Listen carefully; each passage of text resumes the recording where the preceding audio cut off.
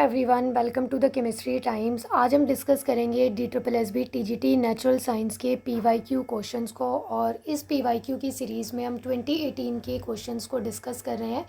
2021 के पेपर के सॉल्यूशन को हम ऑलरेडी डिस्कस कर चुके हैं।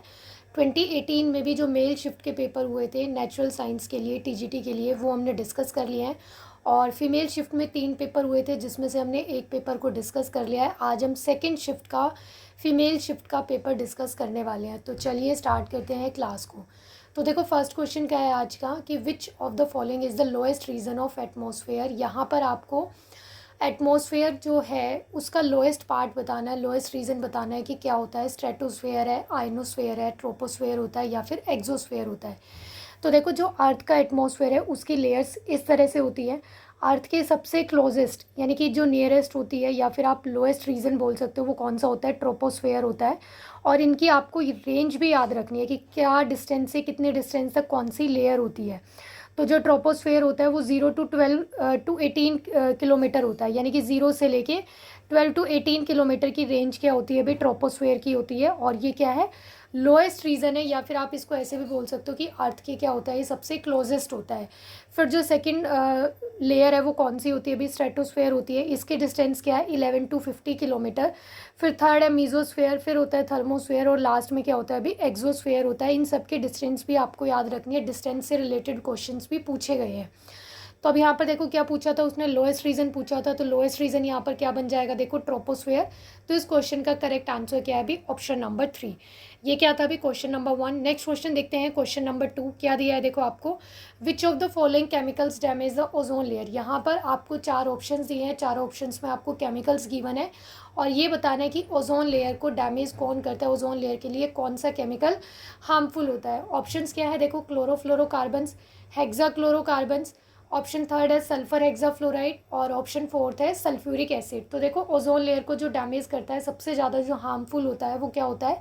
क्लोरोफ्लोरोकार्बन्स होते हैं। तो इस क्वेश्चन का करेक्ट आंसर क्या है अभी? Option number 1। और इसे आप क्या बोलते हो भी? क्लोरोफ्लोरोकार्बन्स को आप फ्रियोन्स भी बोलते हो। क्या कहते हैं अभी? इसे हम फ्रियोन्स भी कहते हैं। नेक्स्ट क्वेश्चन देखते हैं, क्वेश्चन नंबर 3 क्या है देखो question. Which of the following is not a green house gas. यहाँ पर आपको ये बताना है चारों ऑप्शन में से कि कौन सी गैस ग्रीन हाउस गैस नहीं होती है।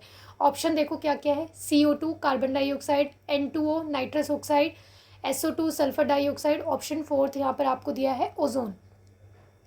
तो देखो, ग्रीन हाउस गैसेस कौन कौन सी होती है अभी? जो मेजरली रिस्पॉन्सिबल होता है ग्रीन हाउस इफेक्ट के लिए, वो कौन सी गैस होती है? कार्बन डाइऑक्साइड और मीथेन। क्या होता है? कार्बन डाइऑक्साइड और मीथेन होता है। इनके साथ और भी गैसेस होती है। क्या होता है अभी? नाइट्रस ऑक्साइड, नाइट्रोजन के ऑक्साइड होते हैं, मीथेन बताई दिया आपको, ओजोन भी होता है, और वाटर वेपर्स भी होते हैं। वाटर वेपर्स भी क्या है अभी? ग्रीन हाउस इफेक्ट के लिए रिस्पॉन्सिबल होते हैं। तो देखो यहाँ पर ऑप्शन देखो ध्यान से। तो ऑप्शन में क्या है? जो SO2 है वो ग्रीन हाउस के लिए रिस्पॉन्सिबल नहीं है। तो यहाँ पर इस क्वेश्चन का करेक्ट आंसर क्या आ जाएगा भाई? Option number 2 SO2। और ग्रीन हाउस इफेक्ट में देखो होता क्या है? सन से क्या होती है? सोलर एनर्जी आती है। सोलर रेडिएशन क्या होती है भाई? अर्थ के पास आती है। अर्थ का जो सरफेस रहता है उसे एब्जॉर्ब करता है उस एनर्जी को, और उसकी वजह से क्या है? जो अर्थ का एटमॉस्फेयर है, जो अर्थ की सरफेस लेयर रहती है, वो क्या होती है? वार्म हो जाती है।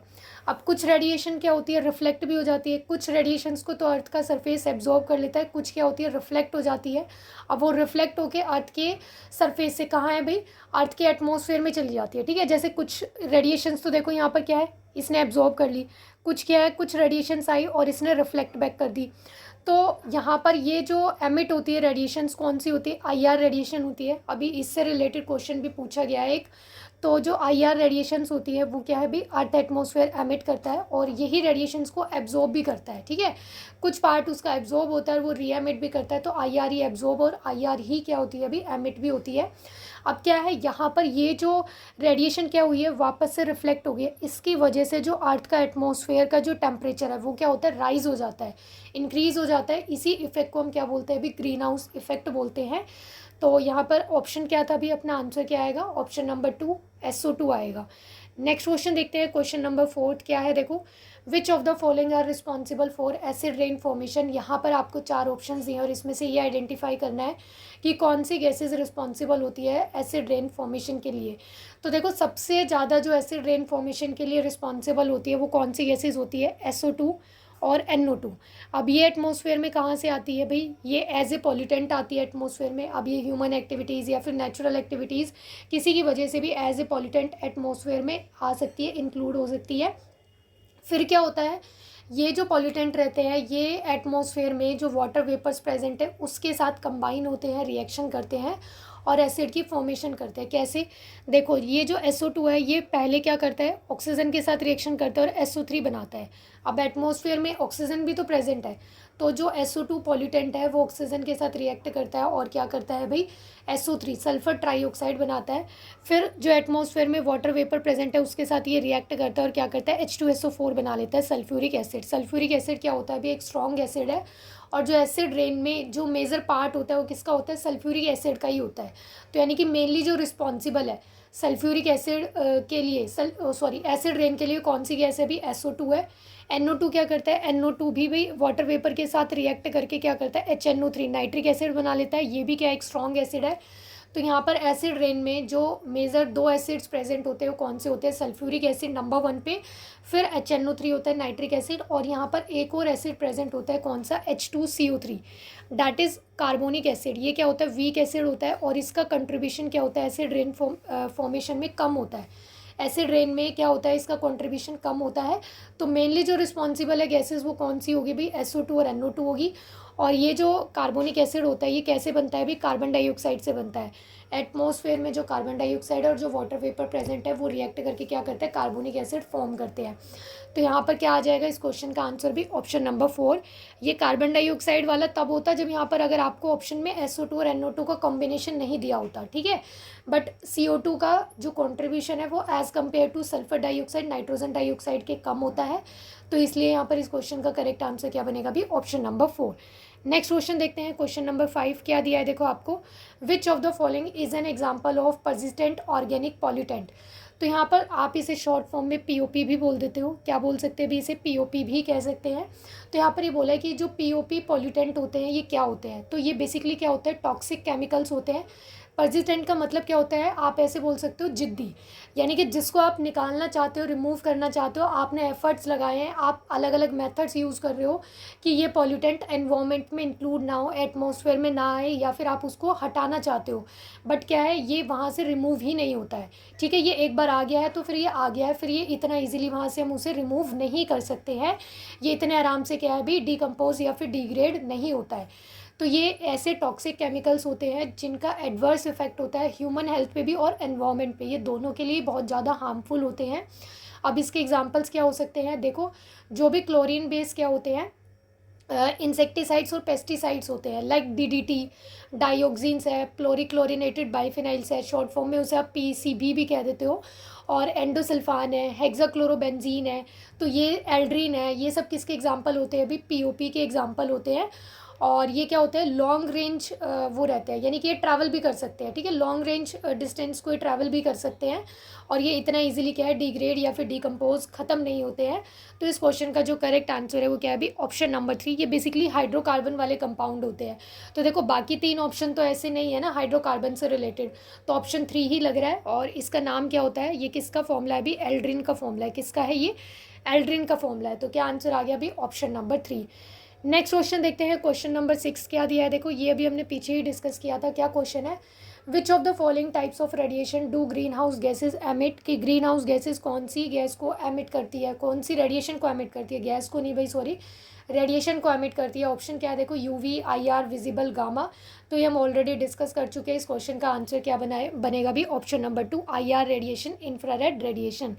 नेक्स्ट क्वेश्चन देखते हैं, क्वेश्चन नंबर 7 क्या दिया है देखो, ये हेनरीज लॉ से रिलेटेड क्वेश्चन है, और जो हेनरीज लॉ है ये आपके सिलेबस में अच्छे से स्पेसिफिकली लिखा हुआ है। तो अगर इस टॉपिक के ऊपर हमने बहुत अच्छे से थ्योरी प्लस में क्वेश्चन पार्ट को डिस्कस किया हुआ है, तो किसी को भी अगर ये टॉपिक समझना है, अपने कॉन्सेप्ट को क्लियर करना है, क्वेश्चन देखने हैं कि कैसे आ सकते हैं, तो आप वो वाली वीडियो को देख सकते हो।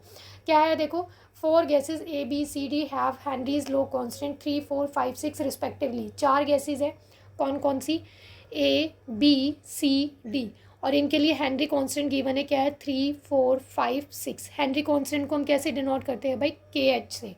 तो आपको क्या करना है, मैक्सिमम सॉल्युबिलिटी बतानी है गैस की in liquid solution found in. किसके लिए होगी भाई, सबके लिए सेम होगी। बी के लिए मैक्सिमम सॉल्युबिलिटी आएगी, डी के लिए या फिर ए गैस जो है वो सबसे ज़्यादा सॉल्युबल होगी। तो देखो सबसे पहले हम यहाँ पर हेनरीज लॉ को समझते हैं कि हेनरीज लॉ क्या कहता है। तो हेनरीज लॉ ये बताता है कि पार्शियल प्रेशर ऑफ गैस, यानी कि जिसको भी आप डिजोल्व कर रहे हो उस गैस का पार्शियल प्रेशर जो होता है वो डायरेक्टली प्रोपोर्शनल होता है उस गैस की अमाउंट ऑफ, उस गैस की अमाउंट से। जो भी आप क्या है डिजोल्व करना चाहते हो, आप ये बोल सकते हो मोल से या फिर मोल फ्रैक्शन से, क्या होता है वो डायरेक्टली प्रोपोर्शनल होता है। तो यहाँ पर आप क्या लिख सकते हो कि partial pressure is directly proportional to the concentration. तो यहाँ पर ये एक्सप्रेशन क्या बन जाएगा, प्रोपोर्शन के साइन को रिमूव करके आप लिख सकते हो पी इज इक्वल टू में के एच मल्टीप्लाई में सी। तो यहाँ पर के एच क्या है अभी, हेनरी कॉन्स्टेंट। तो यहाँ से ये रिलेशन ऐसे भी बन सकता है पी अपॉन में सी इज इक्वल टू में के एच। यहाँ पर सी से क्या मतलब है, अमाउंट से। कंसंट्रेशन क्या रिप्रेजेंट करती है, अमाउंट ही तो। अब ये मोल्स की टर्म्स में भी हो सकती है, मोल फ्रैक्शन के टर्म्स में भी हो सकती है, कंसंट्रेशन के टर्म्स में भी आप बात कर सकते हो। तो यहाँ पर देखो अगर प्रेशर इंक्रीज होगा तो हेनरीज कांस्टेंट की वैल्यू भी इंक्रीज होगी। इन दोनों का तो क्या है, डायरेक्ट रिलेशन है। बट यहाँ पर जो अमाउंट है गैस का और उससे हेनरीज कांस्टेंट का, इन दोनों का क्या है, इन्वर्स रिलेशन है। यानी कि अगर हेनरीज कांस्टेंट की वैल्यू बड़ी है तो इसका मतलब जो अमाउंट ऑफ गैस है जिसकी आप सॉल्युबिलिटी की बात कर रहे हो वो क्या होगी भाई, लेस सॉल्युबल होगी, क्योंकि दोनों में क्या है, इन्वर्स रिलेशन है। के एच की वैल्यू बड़ी होगी तो यानी कि जो सॉल्युबिलिटी है गैस की वो क्या है भाई, कम होगी। अगर के एच की वैल्यू स्मॉल है तो इसका मतलब क्या है कि सॉल्युबिलिटी क्या आएगी, ज़्यादा आएगी। तो देखो यहाँ पर के एच की वैल्यू सबसे बड़ी किसके लिए है, डी के लिए है। के एच की वैल्यू सबसे बड़ी किसके लिए है भाई, डी गैस के लिए है। तो इसका मतलब यहाँ पर जो सबसे कम सॉल्युबिलिटी होगी वो किसकी होगी भाई, डी गैस की होगी। दोनों में क्या है, इन्वर्स रिलेशन है। दोनों में कैसा रिलेशन है भाई, इन्वर्स। तो यहाँ पर मैक्सिमम जो सॉल्युबिलिटी बनेगी वो किसकी बनेगी, जिसके लिए के एच की वैल्यू क्या है, स्मॉल है। जिसके लिए के एच की वैल्यू क्या है, स्मॉल है। तो स्मॉल वैल्यू किसके लिए भाई, यहाँ पर ए गैस के लिए। तो ये क्या बनेगा, सबसे ज़्यादा सॉल्युबल होगा। तो इस क्वेश्चन का करेक्ट आंसर क्या आएगा भी, ऑप्शन नंबर 4। देखो के एच कॉन्स्टेंट का जो ऑर्डर है वैल्यू का वो क्या बनेगा, ये ऐसे बनेगा, ए से बड़ा है बी का कांस्टेंट, बी से बड़ा है सी का, और सबसे बड़ा है डी का कांस्टेंट। अगर हम यहाँ पर अब सॉल्युबिलिटी की बात करें तो सॉल्युबिलिटी के लिए जो ऑर्डर है जस्ट क्या हो जाएगा, रिवर्स। तो यहाँ पर अगर क्वेश्चन में ऑर्डर पूछा होता, सीक्वेंस पूछा होता, तो इसका आंसर क्या आता भाई, ये आता, ए के लिए सबसे ज़्यादा, डी के लिए सबसे कम। बट यहाँ पर क्या पूछा था उसने, ए की गैस के बारे में पूछा है कि कौन सी गैस की सबसे ज़्यादा होगी। तो किसकी होगी भी, ऑप्शन नंबर 4 ए के लिए होगी। नेक्स्ट क्वेश्चन देखते हैं, क्वेश्चन नंबर 8 क्या दिया है, देखो आपको, the Brownian movement is due to. यहाँ पर ब्रोनियन मोशन बोला है कि क्यों होता है। तो देखो ब्रोनियन मोशन जो होता है, मूवमेंट जो होता है वो क्या होता है, वो कंटिन्यूसली क्या होती है, बम्बार्डमेंट होती है पार्टिकल्स की, मॉलिक्यूल्स की। और वो कैसी होती है, अनइक्वल होती है, यानी कि रैंडम होती है। रैंडम का मतलब तो यही है ना कि कुछ भी इक्वल नहीं है, यानी कि अपने मन से कैसे भी कुछ भी हो रहा है। अगर वो रैंडम मूवमेंट है तो इसका मतलब क्या है कि वो अनइक्वल बम्बार्डमेंट हो गया। तो यहाँ पर देखो एक ही ऑप्शन आपको दिया हुआ है, क्या भाई, फर्स्ट ऑप्शन में अनइक्वल दिया हुआ है, बाकी कोई भी ऑप्शन में ऐसा नहीं दिया हुआ है। तो इस क्वेश्चन का करेक्ट आंसर क्या है भी, ऑप्शन नंबर 1 आ जाएगा। देखो कैसे होता है, जैसे कि कोई सिस्टम है, यहाँ पर ये क्या है, पार्टिकल्स है। तो इन पार्टिकल्स का क्या हो रहा है अभी, अनइक्वल, यानी कि इन ऑल डायरेक्शन, कैसे भी रैंडम डायरेक्शन में क्या हो रहा है, इन ऑल डायरेक्शन मूवमेंट हो रहा है। जिगजैग पैटर्न को ये ड्रॉ करते हैं, जिगजैग मोशन को ये बनाते हैं, फॉलो करते हैं। तो ये कब होता है अभी, अनइक्वल बम्बार्डमेंट से होता है। तो इसलिए राइट आंसर क्या है, ऑप्शन नंबर 1। नेक्स्ट क्वेश्चन देखते हैं, क्वेश्चन नंबर 9। देखो इस क्वेश्चन में थोड़ा सा मेरे अकॉर्डिंग क्या है भाई, थोड़ा कुछ मिसिंग है, या फिर ये क्वेश्चन थोड़ा सा मॉडिफाई होना चाहिए, तभी इस क्वेश्चन का आंसर आ सकता है। क्या है देखो question, on heating crystalline magnesium sulphate loses 5% to 24% of its mass, the mass of water present in the salt is. अगर आपको देखो क्रिस्टलाइन मैग्नीशियम सल्फेट पता है कि इसका फॉर्मूला क्या होता है, तब तो क्या है, यहाँ पर आप मास ऑफ वाटर डायरेक्ट निकाल सकते हो, या तो ये क्वेश्चन डायरेक्ट ऐसे ही करना होगा। बट आप इसको डाटा के बेस पे, यानी कि भाई इतना परसेंट ये लॉस कर रहा है, उसके बेसिस पे आप यहाँ पर कैलकुलेट नहीं कर सकते। ठीक है भाई, जैसे हम कैलकुलेट करते हैं ना कि इतना परसेंट लॉस हो गया, इसका मास इतना होता है, तो उसके बेसिस पे यहाँ पर ये कैलकुलेशन नहीं हो पाएगी। ऑप्शन कोई भी राइट नहीं बनता है। तो यहाँ पर देखो मैग्नीशियम सल्फेट जो होता है, इसके अगर क्रिस्टलाइन सॉल्ट की बात करें, क्रिस्टलाइन सॉल्ट का मतलब क्या है कि ये हाइड्रेटेड सॉल्ट है। और हाइड्रेटेड सॉल्ट को जब भी आप क्या करते हो, हीट करते हो, तो वो क्या होता है अभी, डिहाइड्रेशन फॉर्म में चला जाता है। हाइड्रेटेड सॉल्ट क्या होता है, हीट करने पर वाटर को क्या करता है, लॉस कर देता है, वाटर को क्या करता है, लॉस्ट कर देता है, और कौन सी फॉर्म में आ जाता है अभी, डिहाइड्रेटेड फॉर्म में आ जाता है। तो अब आपको क्या करना है, इसने वाटर को जो लॉस्ट किया है ना, इस वाटर की क्या है, अमाउंट बतानी है, मास बताना है कितना होता है इस मैग्नीशियम सल्फेट सॉल्ट के लिए, अगर वो इतना परसेंट करता है तो। बट यहाँ पर देखो ऐसा डाटा के अकॉर्डिंग क्वेश्चन नहीं हो पाएगा।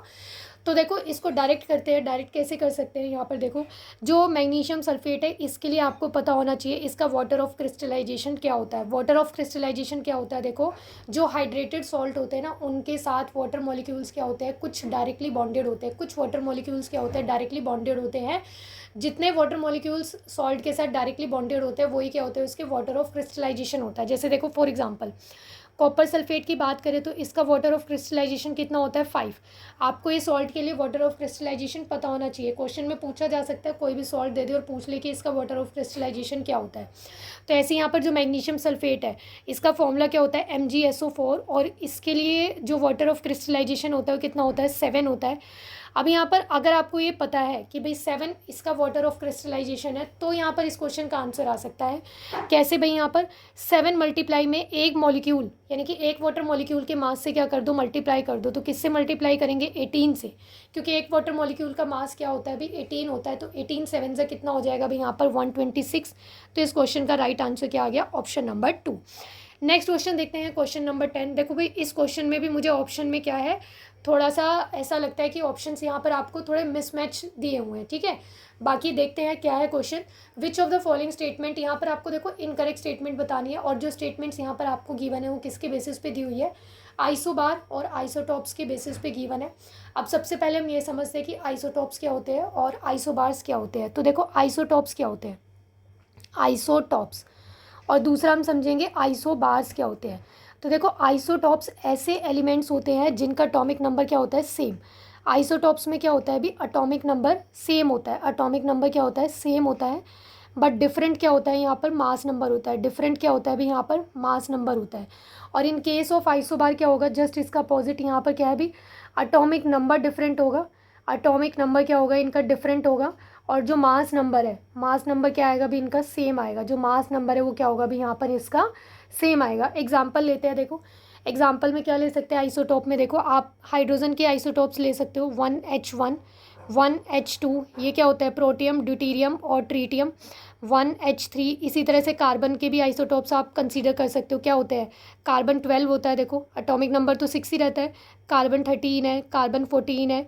तो ये क्या है यहाँ पर कार्बन के आइसोटॉप्स हो गए। तो देखो अब जो एटॉमिक नंबर होता है किसी भी एलिमेंट का वही क्या होता है उसके पास उतने ही नंबर ऑफ प्रोटॉन्स और इलेक्ट्रॉन्स प्रेजेंट होते हैं। तो इन केस ऑफ आइसोटॉप्स जो इलेक्ट्रॉन्स होते हैं और जो प्रोटॉन्स होते हैं वो क्या होते हैं सेम होते हैं।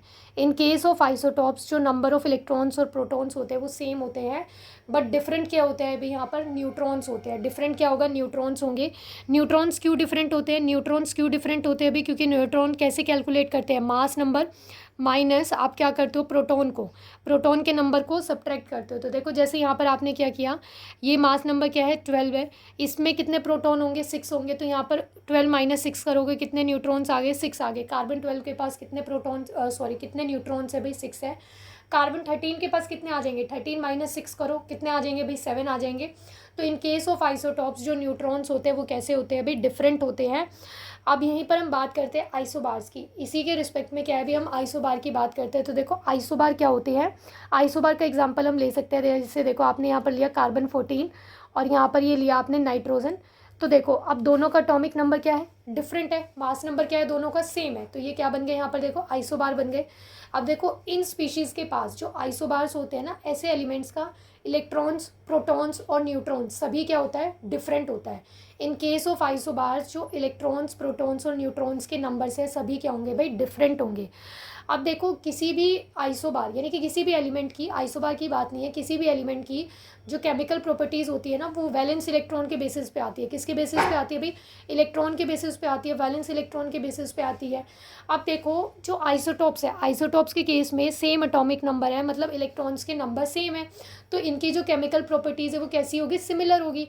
But in case of isobar देखो यहाँ पर एटॉमिक नंबर क्या आ रहे हैं डिफरेंट आ रहे हैं। अगर डिफरेंट है तो इनके वैलेंस इलेक्ट्रॉन्स क्या बनेंगे डिफरेंट बनेंगे, अगर डिफरेंट है तो केमिकल प्रॉपर्टीज़ भी क्या होगी डिफरेंट होगी। तो आप क्या बोल सकते हो कि आइसोटॉप्स की जो केमिकल प्रॉपर्टीज़ होती है वो सिमिलर होती है, बट आइसोबार्स की जो केमिकल प्रॉपर्टीज़ होती है वो क्या होती है भाई डिफरेंट होती है।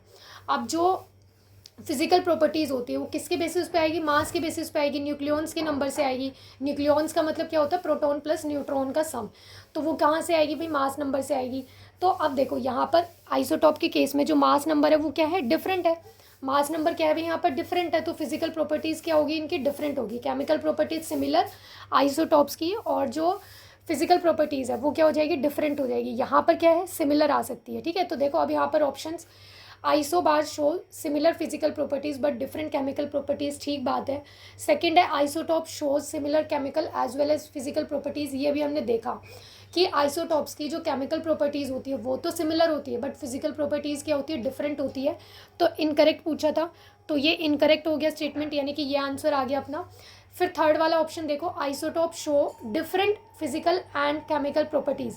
अभी देखो हमने क्या देखा कि आइसोटॉप्स जो होते हैं ना वो क्या करते हैं, सिमिलर केमिकल प्रॉपर्टीज़ को शो करते हैं, बट यहाँ पर आपको क्या बोला है स्टेटमेंट में कि ये केमिकल प्रॉपर्टीज़ भी डिफरेंट शो करते हैं। या तो ये स्टेटमेंट इस तरह से आगे और भी एक्सटेंड होनी चाहिए थी कि फॉर डिफरेंट एलिमेंट्स। भाई अगर यहाँ पर ये होता ना कि अगर हम डिफरेंट एलिमेंट्स के आइसोटॉप्स लेते हैं, जैसे मान लो यहाँ पर हाइड्रोजन के हैं, ये कार्बन के आइसोटॉप्स हैं, तो दोनों की ही आइसोटॉप्स की, कार्बन और हाइड्रोजन के जो फिजिकल और केमिकल प्रॉपर्टीज़ है वो क्या बनेगी, डिफरेंट बनेगी। या तो तब होता है ये करेक्ट। तो यहाँ पर देखो मेरे अकॉर्डिंग ये वाला स्टेटमेंट भी रॉन्ग है, बट ये ऑप्शन जो आपको आंसर की में दिया हुआ है, कौन सा दिया हुआ है, भी ऑप्शन नंबर 2 दिया हुआ है, बट ये थर्ड वाला भी स्टेटमेंट और एक्सटेंड होना चाहिए था, तब ये करेक्ट बनता। अभी ये इस तरह से क्या है, अधूरी स्टेटमेंट है और ये इनकरेक्ट है। नेक्स्ट क्या है फिर देखो, isotope show similar chemical properties but different physical properties, ये बात तो बिल्कुल ठीक है। ठीक है, नेक्स्ट क्वेश्चन देखते हैं, क्वेश्चन नंबर 11 क्या दिया हुआ है देखो, metalloids among p block are not present in which of the following groups. यहाँ पर ये बोला है कि जो मेटेलॉइड्स होते हैं ना वो पी ब्लॉक में कौन से ग्रुप में लाई नहीं करते हैं। तो देखो सबसे पहले हम समझते हैं कि मेटेलॉइड्स क्या होते हैं। तो मेटेलॉइड्स क्या होते हैं अभी, मेटेलॉइड्स ऐसे एलिमेंट्स होते हैं जिनकी जो प्रॉपर्टीज़ होती है ना वो मेटल्स और नॉन मेटल्स के बिटवीन होती है, यानी कि वो मेटल्स की करेक्टरिस्टिक्स को भी रखते हैं, नॉन मेटल्स की करेक्टरिस्टिक्स को भी रखते हैं, यानी कि ना वो कम्प्लीटली मेटल्स होते हैं, ना उनका नेचर जो बिहेवियर होता है वो कम्प्लीटली नॉन मेटल वाला होता है। और ये जो मेटेलॉइड्स होते हैं ना ये ब्लॉक में पीरियोडिक टेबल में कहाँ पर लाई करते हैं, अभी पी ब्लॉक एलिमेंट्स में लाई करते हैं। कहाँ पर, पी ब्लॉक एलिमेंट्स में। और जो पी ब्लॉक एलिमेंट्स होते हैं वो ग्रुप 13 से 18 तक होते हैं। तो देखो यहाँ पर ये दिखाए गए हैं, बोरोन आ गया 13 में, फिर 14 में क्या आ जाएगा, सिलिकॉन और जर्मेनियम आ गया, ये मेटेलॉइड्स ही है। फिर 15 में नाइट्रोजन फैमिली में आर्सेनिक एंटीमनी आ गया। फिर ऑक्सीजन वाली फैमिली में टेलेरियम पोलेनियम आ गया। तो देखो यहाँ पर ये 13 में भी है, 14 में भी है, 15 में भी है, 16 में भी है, बट ये ग्रुप 18 में कोई भी क्या है यहाँ पर मेटेलॉइड प्रेजेंट नहीं है। तो इस क्वेश्चन का करेक्ट आंसर क्या आ जाएगा भी, ऑप्शन नंबर 4, क्योंकि क्वेश्चन में क्या बोला था उसने कि कौन से पी ब्लॉक ग्रुप में ये मेटेलॉइड्स प्रेजेंट नहीं होते हैं। तो किस में प्रेजेंट नहीं होते हैं भाई, ग्रुप 18 में। तो इसलिए राइट आंसर क्या है, ऑप्शन नंबर 4। नेक्स्ट क्वेश्चन देखते हैं, क्वेश्चन नंबर 12। भाई ऐसा question according to the syllabus, जो अभी सिलेबस इशू है उसके अकॉर्डिंग नहीं पूछा जाएगा, सिलेबस में ऐसा कोई भी टॉपिक मेंशन नहीं है। तो इस क्वेश्चन का हम जो सॉल्यूशन है वो डिटेल में डिस्कस ना करके डायरेक्ट आंसर देखते हैं कि क्या बनेगा। क्या क्वेश्चन है देखो, आपको एक्सप्रेशन बताना है आयनाइजेशन एंथैल्पी का, किसके लिए, हाइड्रोजन एटम के लिए, और इन टर्म्स ऑफ रिडबर्ग कांस्टेंट बताना है। तो वो क्या होता है अभी, ऑप्शन नंबर 2 HCRH होता है। ठीक है, इसको हम नहीं डिस्कस कर रहे हैं क्योंकि ऐसे क्वेश्चन आने के चांसेस नहीं है, क्योंकि सिलेबस में ऐसा टॉपिक मेंशन नहीं है, कोई कुछ नहीं दिया गया है। नेक्स्ट क्वेश्चन देखते हैं, क्वेश्चन नंबर 13। क्या क्वेश्चन है देखो, identify the correct order of size of the species. यहाँ पर आपको क्या करना है, ये कुछ स्पीशीज़ गिवन है, कुछ आयंस गिवन है, और इसके लिए यहाँ पर आपको साइज़ का ऑर्डर लगाना है। तो देखो जब आप ध्यान से ऑब्जर्व करोगे ना इन सारे आयंस को, इन स्पीशीज़ को ऑब्जर्व करोगे, तो आप क्या ऑब्जर्व करते हो कि ये क्या बनाएंगे भाई, ये आइसो इलेक्ट्रॉनिक स्पीशीज़ बनाएंगे। क्या करेंगे, ये आइसो इलेक्ट्रॉनिक स्पीशीज़ बनाएंगे। अब आइसो इलेक्ट्रॉनिक स्पीशीज़ का मतलब क्या होता है, आइसो इलेक्ट्रॉनिक स्पीशीज़ का मतलब क्या होता है, देखो आइसो का मतलब क्या होता है, सेम, इलेक्ट्रॉनिक का मतलब क्या है, इलेक्ट्रॉन्स। तो यानी कि जिनके पास भी क्या होता है, सेम नंबर ऑफ इलेक्ट्रॉन्स होते हैं, जिनके पास भी क्या होते हैं अभी, same number of electrons present होते हैं, वो क्या करते हैं अभी, आइसो इलेक्ट्रॉनिक स्पीशीज़ बनाते हैं। अब देखो फर्स्ट क्या है यहाँ पर, ब्रोमीन। फर्स्ट क्या है यहाँ पर, ब्रोमीन। तो ब्रोमीन के पास कितने इलेक्ट्रॉन होते हैं, खुद के 35 + 1 क्या बन जाएगा, 36 इलेक्ट्रॉन आ गए। अब एक चीज़ और यहाँ पर डिस्कस कर लेते हैं, नेगेटिव चार्ज का मतलब क्या होता है कि उसने इलेक्ट्रॉन को गेन किया है, इलेक्ट्रॉन को क्या किया है, गेन, और इलेक्ट्रॉन को गेन करके क्या करते हैं अभी, अनायन फॉर्म होते हैं। और पॉजिटिव चार्ज का मतलब होता है कि उसने इलेक्ट्रॉन को क्या किया है, लॉस किया है, और लॉस इलेक्ट्रॉन करने के बाद क्या होता है अभी, कटायन फॉर्म होता है। क्या बनता है, कटायन बनता है। तो यहाँ पर देखो क्या है, ब्रोमाइड -1, तो 35 + 1 क्या बन जाएगा, 36 इलेक्ट्रॉन। सेलेनियम -2, यहाँ पर कितने होते हैं, सेलेनियम के पास 34 इलेक्ट्रॉन होते हैं, +2 कितना हो जाएगा, 36 इलेक्ट्रॉन। क्रिप्टॉन ग्रुप 18 से बिलोंग करता है, यहाँ पर 36 इलेक्ट्रॉन ही होंगे, ये न्यूट्रल है। और फिर है रुबीडियम। रुबीडियम ग्रुप 1 से बिलोंग करता है अल्कली मेटल से। इसके पास 37 इलेक्ट्रॉन होते हैं, +1 का मतलब क्या है, इसने एक इलेक्ट्रॉन लूज़ किया है तो यहाँ पर 36 इलेक्ट्रॉन आ गए।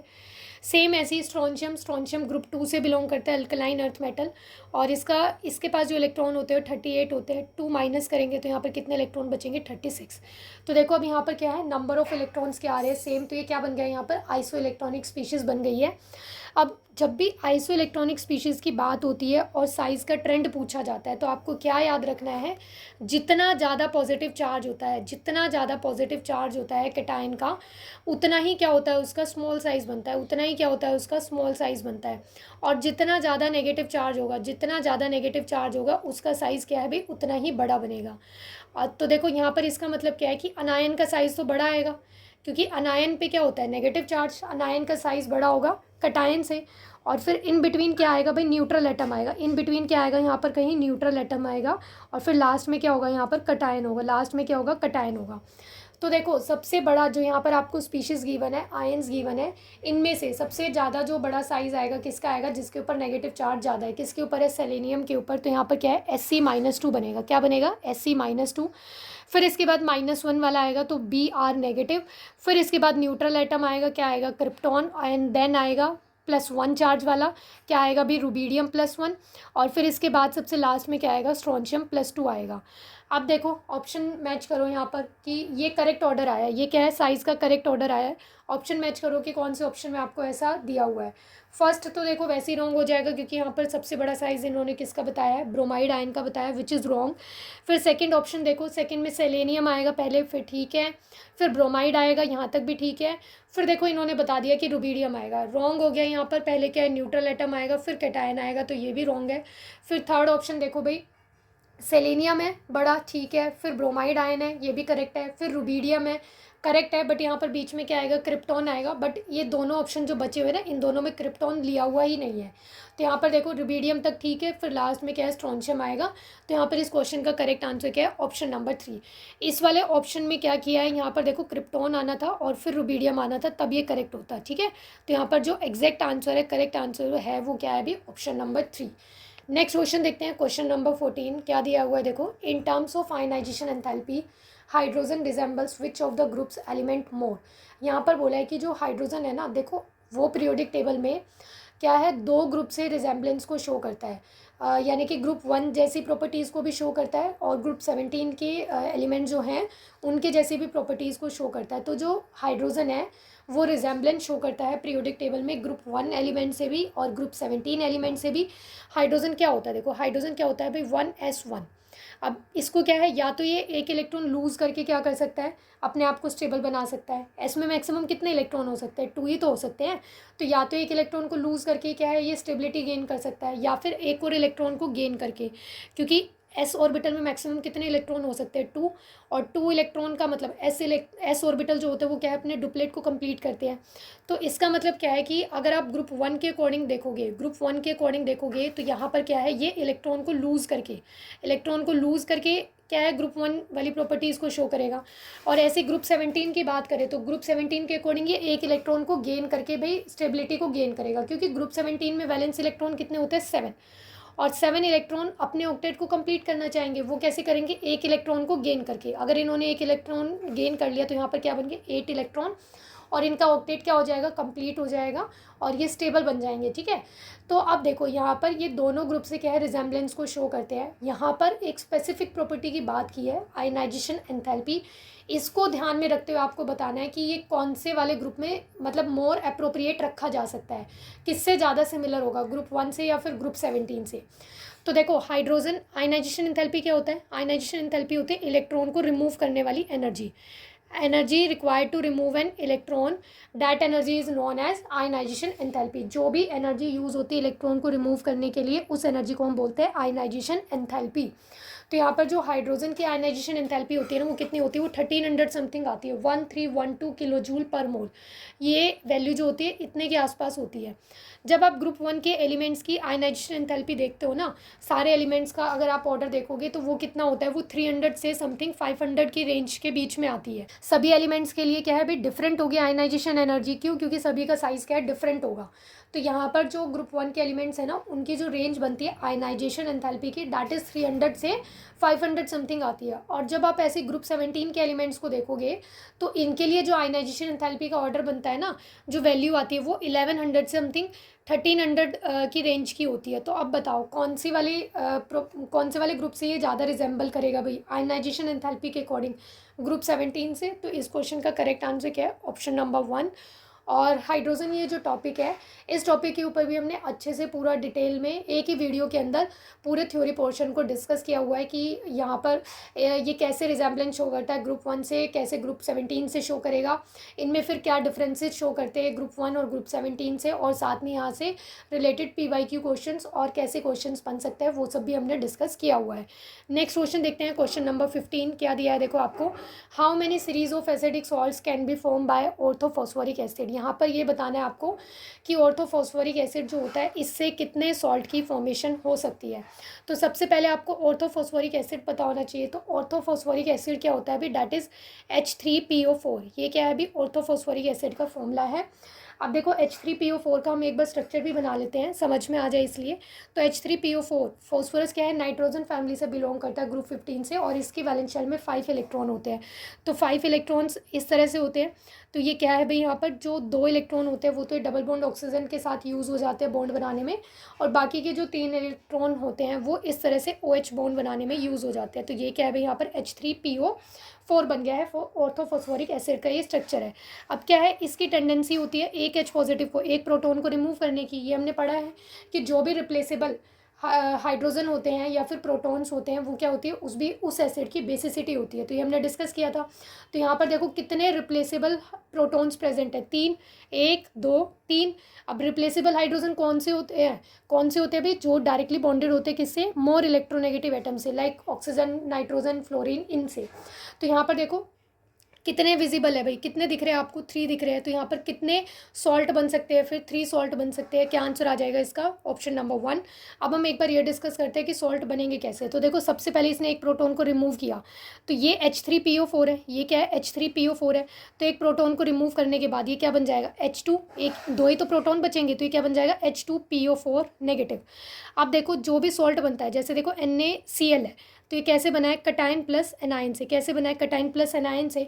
तो इस नेगेटिव चार्ज को बैलेंस करने के लिए यहाँ पर एक कटायन आ सकता है। अब यहाँ पर एक ही नेगेटिव चार्ज है, तो इसको बैलेंस करने के लिए क्या है, मोनोवेलेंट कटायन आएगा। तो मोनोवेलेंट कटायन क्या हो सकता है, लाइक सोडियम है, पोटाशियम है। तो यहाँ पर आपने क्या किया, सोडियम लगा दिया, तो यहाँ पर ये क्या बन जाएगा, NaH2PO4। तो एक सॉल्ट तो ये बन गया। फिर सेम देखो यहाँ पर क्या है, जब इसने एक H पॉजिटिव को रिमूव किया तो यहाँ पर क्या बन रहा था अभी, ये H2PO4 नेगेटिव बन रहा था। जब ये एक और प्रोटॉन को रिमूव करेगा तो ये क्या बन जाएगा, HPO4 2 नेगेटिव बन जाएगा। अब इसका मतलब क्या है, यहाँ पर 2 नेगेटिव है, मतलब कि यहाँ पर 2 कटायन आएंगे इस 2 नेगेटिव चार्ज को बैलेंस करने के लिए। तो यहाँ पर क्या है, Na2 बन जाएगा। सेम ऐसी क्या है, ये जब एक और प्रोटॉन को रिमूव करेगा तो यहाँ पर ये क्या बन जाएगा, H तो ये क्या है, ये H तो चला ही गया। देखो भाई 3 H थे ना, 3 H में से यहाँ पर 2 बचे, फिर ये एक और गया, तो यहाँ पर क्या बचेगा, HPO4। क्या आ जाएगा यहाँ पर, 3 नेगेटिव। क्या आ जाएगा भाई यहाँ पर, सॉरी भाई ये इसके साथ नहीं, यहाँ पर जो थर्ड वाला है, जो थर्ड वाला प्रोटॉन जाएगा वो कहाँ से रिमूव होगा, इससे जाएगा, H2PO4 2 नेगेटिव से जाएगा। इससे जब एक प्रोटॉन रिमूव हुआ था तो इसने क्या बनाया, देखो यहाँ पर HPO4 2 नेगेटिव बनाया। यहाँ से एक और, यानी कि थर्ड प्रोटॉन जब रिमूव होगा तो ये क्या करेगा, PO4 3 नेगेटिव बनाएगा, मतलब यहाँ पर क्या है, Na3 आ जाएगा। तो इस तरह से क्या है भी, यहाँ पर ये 3 सॉल्ट की फॉर्मेशन हो जाएगी। क्या है भी, यहाँ पर 3 सॉल्ट की फॉर्मेशन हो जाएगी। तो इसलिए इस क्वेश्चन का करेक्ट आंसर क्या था अभी, ऑप्शन नंबर 1। नेक्स्ट क्वेश्चन देखते हैं, क्वेश्चन नंबर 16 क्या है देखो क्वेश्चन, बॉक्साइट और is concentrated by which of the following method. यहाँ पर बॉक्साइट और जो होता है उसके लिए हम कौन सा कंसनट्रेशन मेथड यूज़ करते हैं ये बताना है। तो देखो ऑप्शन क्या क्या है, फ्रोथ फ्लोटेशन। तो फ्रोथ फ्लोटेशन जो हम यूज़ करते हैं वो किसके लिए यूज़ करते हैं अभी, सल्फाइड ओर के लिए। किसी भी मेटल के जब सल्फाइड ओर्स प्रेजेंट होते हैं तो उसके लिए स्पेसिफिकली एक मेथड यूज़ किया जाता है, फ्रोथ फ्लोटेशन मेथड। फिर है इलेक्ट्रोमैग्नेटिक सेपरेशन। तो ये कब हम यूज़ करेंगे, जब भी क्या होता है, कोई मैग्नेटिक प्रॉपर्टीज़ रखने वाले एलिमेंट्स प्रेजेंट होते हैं, लाइक आयरन। तो मैग्नेटिक अट्रैक्शन के बेसिस पे हम इलेक्ट्रोमैग्नेटिक सेपरेशन कर सकते हैं। फिर है हाइड्रोलिक वॉशिंग, तो इसमें क्या है, डेंसिटी के डिफरेंस पे जो इम्प्योरिटी होती है और जो मेटल होती है उनकी डेंसिटी के डिफरेंस पे यहाँ पर क्या है भी हम मेटल्स को एक्सट्रैक्ट करते हैं, प्योरीफाई फॉर्म में लेकर आते हैं। और तो जो यहाँ पर बॉक्साइट ओर के लिए हम कंसंट्रेशन वाला मेथड यूज़ करते हैं, कौन सा यूज़ करते हैं अभी, ऑप्शन नंबर 2 लीचिंग मेथड। ये जो 3 ऑप्शन है, ये तीनों ऑप्शन कैसे है अभी, फिजिकल मेथड्स ऑफ कंसंट्रेशन है, यानी कि कंसंट्रेशन प्रोसेस को करने के लिए फिजिकल मेथड है। और जो लीचिंग होता है ये क्या है, कंसंट्रेशन करने के लिए मेटल का केमिकल मेथड है। इसमें बेसिकली हम क्या करते हैं, मेटल के जो भी मेटल है क्या है उसको क्या करेंगे, उस मेटल के ओर को, जैसे यहाँ पर ये एल्युमिनियम का ओर है, एल्युमिनियम का ओर क्या होता है अभी, बॉक्साइट ओर होता है, इसको हमने क्या है क्रश यानी कि पाउडर फॉर्म में ले आए हैं। और फिर ये जो पाउडर फॉर्म में हम ये क्रश इसको लेकर आए हैं ओर को, इसे क्या है एक सूटेबल सॉल्वेंट के अंदर, रिएजेंट के अंदर इसे डिसॉल्व करते हैं। फिर क्या करते हैं, उसको फिल्टर कर लेता है, तो वहाँ से इम्प्योरिटी अलग हो जाती है और जो सॉल्युबल मेटल वाला पार्ट रहता है वो अलग हो जाता है। और फिर फर्दर प्रोसेस करके क्या अपनी मेटल को प्योरीफाई कर लेते हैं। तो यहाँ पर बॉक्साइट ओर के लिए जो मेथड यूज़ करते हैं वो क्या होता है भाई, ऑप्शन नंबर 2 लीचिंग होता है। और बॉक्साइट ओर के लिए जो हम यहाँ पर सॉल्वेंट यूज़ करते हैं वो क्या होता है, सोडियम हाइड्रोक्साइड होता है। क्या होता है अभी, सोडियम हाइड्रोक्साइड। नेक्स्ट क्वेश्चन देखते हैं, क्वेश्चन नंबर 17 क्या दिया है देखो, iron objects are protected from corrosion by protecting them to small pieces of magnesium wire. यहाँ पर बताया गया है कि आयरन ऑब्जेक्ट्स को प्रोटेक्ट करने के लिए कोरोजन से हम क्या करते हैं, स्मॉल पीसेज ऑफ मैग्नीशियम का यूज़ करते हैं। तो यहाँ पर जो आयरन है वो सेक्रीफिशियल कैथोड बन जाता है, मैग्नीशियम जो है वो सेक्रीफिशियल एनोड बन जाता है, कैथोड बन जाता है, आयरन सेक्रीफिशियल एनोड बनता है या फिर मैग्नीशियम सेक्रीफिशियल एनोड बनता है। तो देखो बार बार सारे ऑप्शन में सेक्रीफिशियल यूज़ हो रहा है, तो सबसे पहले हम यही समझते हैं कि सेक्रीफिशियल का मतलब क्या होता है। तो देखो सेक्रीफिशियल प्रोटेक्शन का मतलब क्या होता है अभी, protection of iron metal against the corrosion by using a more reactive metal. किसी मोर रिएक्टिव मेटल के पीसेस का यूज़ करके हम क्या करते हैं अभी, आयरन मेटल को प्रोटेक्ट करते हैं। इसी मेथड को हम क्या बोलते हैं, सेक्रीफिशियल प्रोटेक्शन बोलते हैं। इसमें बेसिकली क्या होता है, जो भी प्रोटेक्टेड मेटल रहती है, यानी कि जिसको भी प्रोटेक्ट करना है, जैसे यहाँ पर आप आयरन को प्रोटेक्ट करोगे तो इस मेटल को क्या है भाई, इस प्रोटेक्टेड मेटल को हम, ये किसकी तरह एक्ट करती है यहाँ पर, कैथोड की तरह। किसकी तरह बिहेव करती है अभी, ये कैथोड की तरह करती है। प्रोटेक्टेड मेटल किसकी तरह बिहेव करती है, ये सारे पॉइंट्स आपको याद रखने हैं, पूछे जा सकते हैं। प्रोटेक्टेड मेटल किसकी तरह बिहेव करती है अभी, कैथोड की तरह बिहेव करती है। और ये फिर कोरोड नहीं होती है, क्या है भाई, ये कोरोड नहीं होगी। और जो एनोड होता है ना वो कोरोड होता है। क्या कोरोड होता है अभी, एनोड कोरोड होता है। कैसे होता है अभी देखते हैं। देखो कोरोजन जो बेसिकली होता है वो कैसे होता है, ऑक्सीडाइज होने से। कैसे होता है, ऑक्सीडेशन होने से। जैसे देखो आयरन का कोई भी पीस है, आपके पास आयरन का ऑब्जेक्ट है, अब वो आयरन का ऑब्जेक्ट क्या होगा भाई, ड्यू टू द मॉइस्चर और एयर इन सब की प्रेजेंस की वजह से, एसिड्स की प्रेजेंस की वजह से क्या होता है, वो ऑक्सीडाइज हो जाता है। ऑक्सीडाइज होने का मतलब क्या है कि अपने इलेक्ट्रॉन को लूज़ कर देगा, तो वो बन जाता है Fe+2। तो जो Fe+2 बनता है ना, ये बनने की वजह से, इसकी फॉर्मेशन की वजह से क्या है, आयरन ऑब्जेक्ट क्या हो जाते हैं, कोरोडेड हो जाते हैं। अब क्या है, आपने क्या किया, उस आयरन ऑब्जेक्ट के ऊपर ना स्मॉल पीसेज ऑफ मैग्नीशियम यानी कि मोर रिएक्टिव मेटल, यानी कि आयरन से जो ज़्यादा रिएक्टिव मेटल्स होते हैं उनको लगा दिया है, उनका आपने यूज़ किया है। तो जब आप यूज़ करोगे तो अब क्या होगा, देखो ये Fe+2 पर आपने क्या है, मोर रिएक्टिव मेटल को यूज़ किया है इसको कोरोजन से प्रोटेक्ट करने के लिए। तो अब क्या होगा, मैग्नीशियम ज़्यादा रिएक्टिव है, तो मैग्नीशियम ज़्यादा रिएक्टिव है तो ये अपने इलेक्ट्रॉन लूज़ करेगी, तो ये क्या बन जाएगा, Mg+2 बन जाएगा। क्या बन जाएगा, Mg+2। और ये जो Fe+2 है, ये मैग्नीशियम ने जो 2 इलेक्ट्रॉन को लूज़ किया है, भाई +2 कब आया, जब मैग्नीशियम ने अपने 2 इलेक्ट्रॉन लूज़ किए हैं। तो ये जो 2 इलेक्ट्रॉन इसने लूज़ किए हैं, कौन गेन कर लेगा, आयरन मेटल। तो यहाँ पर ये क्या बन जाएगा, Fe। क्या बन जाएगा यहाँ पर, Fe 2 इलेक्ट्रॉन गेन करने के बाद। तो अब देखो यहाँ पर ऑक्सीडाइज कौन हो रहा है, मैग्नीशियम। ऑक्सीडाइज कौन हो रहा है अभी यहाँ पर, मैग्नीशियम। और यहाँ पर रिडक्शन किसका हो गया, रिडक्शन किसका हो गया भाई, आयरन मेटल का हो गया। किसका रिडक्शन हो गया, आयरन मेटल का।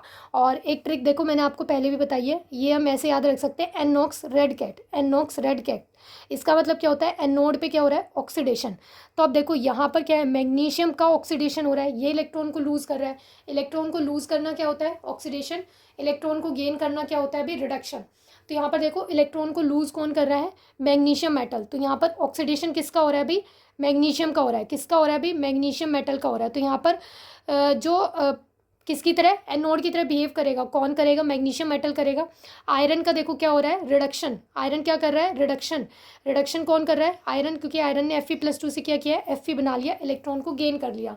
तो यहाँ पर क्या हो रहा है, रिडक्शन। तो यहाँ पर कैथोड की तरह कौन बिहेव करेगा, रेड कैट का मतलब क्या होता है, रिडक्शन एट कैथोड। तो यहाँ पर कैथोड पे क्या हो रहा है भाई, रिडक्शन हो रहा है। रिडक्शन किसका हो रहा है, आयरन का हो रहा है। तो अब देखो ऑप्शन, आयरन सेक्रीफिशियल कैथोड बन रहा है भाई, नहीं।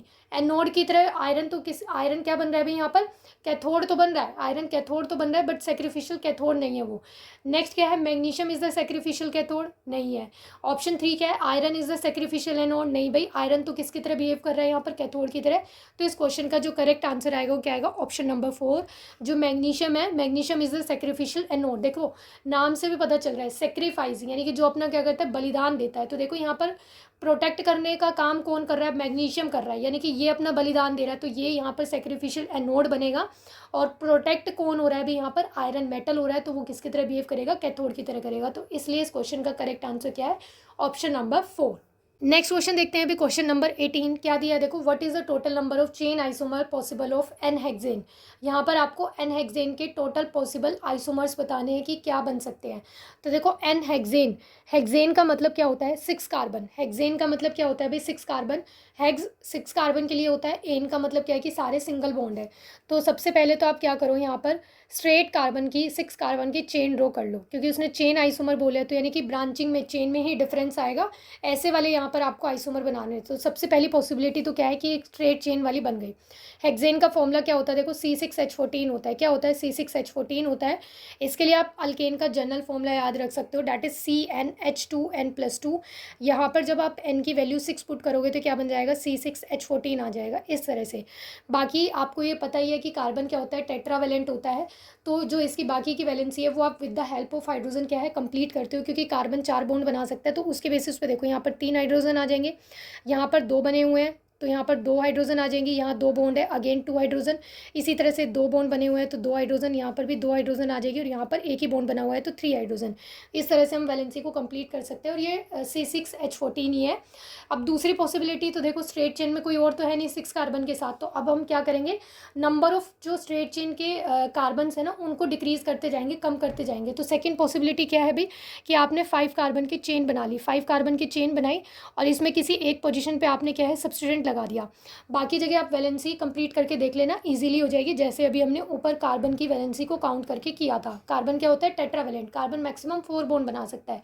उसी पॉइंट को ध्यान में रखते हुए आप क्या है भाई, कार्बन की यहाँ पर क्या है, इस वैलेंसी को कंप्लीट कर सकते हो, हाइड्रोजन के साथ बॉन्ड बना सकते हो। तो देखो दूसरी पॉसिबिलिटी तो ये हो गई। एक और पॉसिबिलिटी भी बन सकती है, 5 कार्बन की चेन में क्या बन सकती है, देखो कि अब ये इस वाले कार्बन पे आ जाए। देखो ये नंबरिंग करोगे तो ये कौन से पोजीशन पे आएगा, जो सब्स्टिट्यूएंट है ये सेकंड पोजीशन पे आएगा। इसमें नंबरिंग करोगे तो कौन से पोजीशन पे आएगा, थर्ड पे आएगा। अब देखो और कोई पॉसिबिलिटी तो है नहीं, अगेन यहाँ पर लगाओगे तो ये नंबर 2 काउंट होगा। क्या काउंट होगा भाई, नंबर 2, तो ये वाली पॉसिबिलिटी तो है नहीं।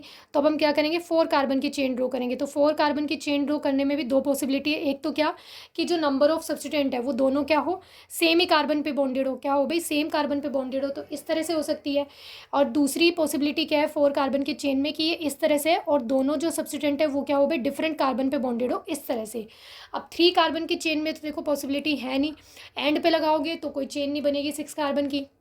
यहाँ लगाओगे तो क्या है भाई, ये 5 कार्बन की ही चेन बनेगी, तो यानी कि 3 कार्बन में तो पॉसिबल है नहीं। तो इसका मतलब 6 कार्बन का जब आपके पास अल्केन होता है तो उसमें आपके पास कितने आइसोमर पॉसिबल है भाई, चेन आइसोमर जो होते हैं वो कितने पॉसिबल है भाई, यहाँ पर 5 पॉसिबल है, 1 2 3 4 एंड 5। तो कितने आ गए भाई, 5 आ गए। तो इस क्वेश्चन का करेक्ट आंसर क्या आ गया भाई, ऑप्शन नंबर 1, 5 आइसोमर।